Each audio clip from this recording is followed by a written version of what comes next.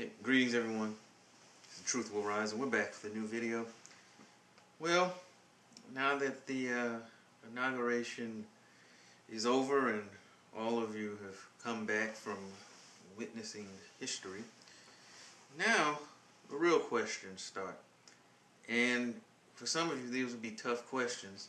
So I want you to take them and respond to them in the intellectual manner in which they're intended and not just merely react out of pure emotionalism. So listen to what I'm saying before you jump into some tirade or whatever at me.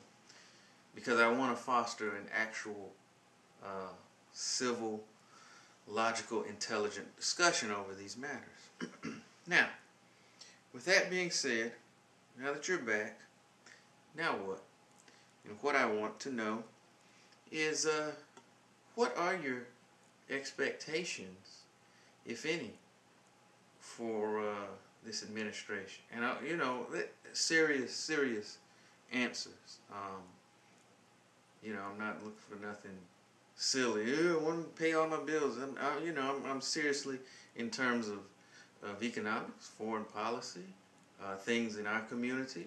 Whatever. I would really like to see that, because I didn't really get a bead on what a lot of Obama supporters wanted out of the first term, other than hearing things like, well, he inherited a mess,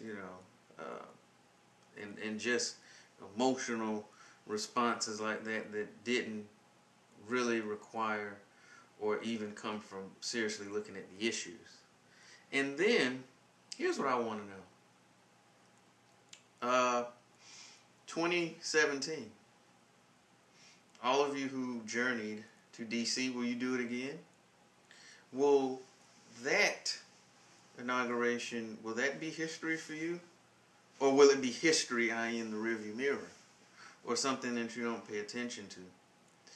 Will it, and after that, should any criticism of that president come, will you engage in it as you did with the previous administration? Let me say that. Let me jump on that for a minute, because I was most definitely not a Bush guy at all.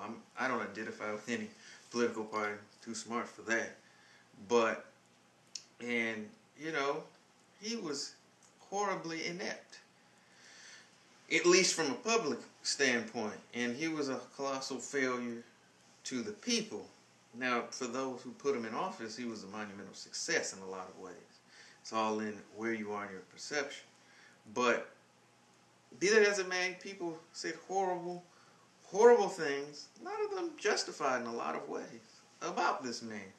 And I never heard anyone say, that's our president, that's my president, don't you talk about him, and all of these things that I hear now from the Obama camp. And it was many of these same people who ran this man, down.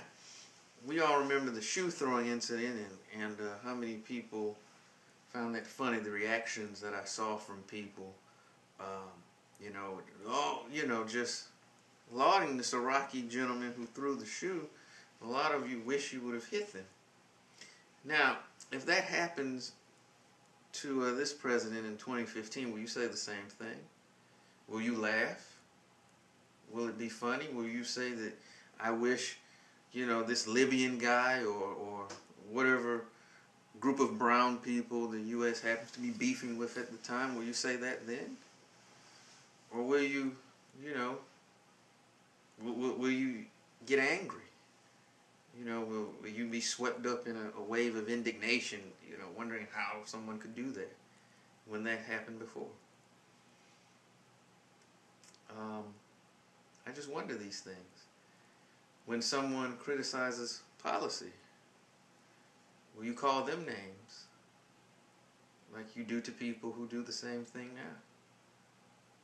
People like myself who've brought up logical, salient points that have not been personal attacks. I just want to know, how will you respond then? These are some things to think about. Or will this 8 years just been a bunch of political, in some cases racial front running by a lot of you? Or will you really look to try to maximize something out of this? Will you take the same stance as far as telling people to vote and be involved and we need things, whoever we is, as you have the past 2 elections where you just fall back to the background and complain? These are things, I would really like to know. So let me know. Answer in the comments section. But as always, be respectful. Because like I said, I want to have a logical, rational debate on this. I really would like to know. And, hopefully we can glean something positive out of this discussion that I'm looking to foster.